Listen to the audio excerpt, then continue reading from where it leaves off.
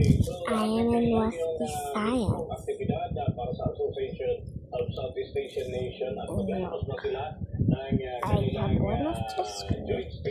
I have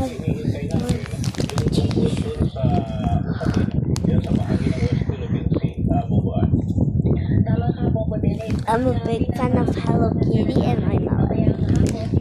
I'm gonna graduate, guys. Probably. This is mine. I'm gonna wear this with my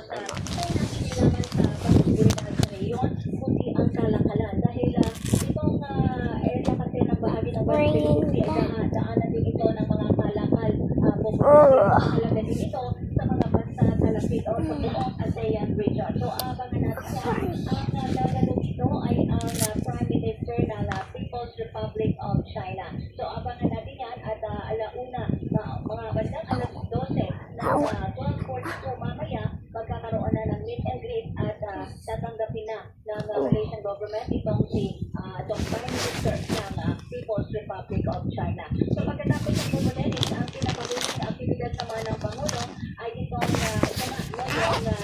bilateral meeting. Bilateral meeting at kung maalala natin, ang bansang Kuwait, marami tayo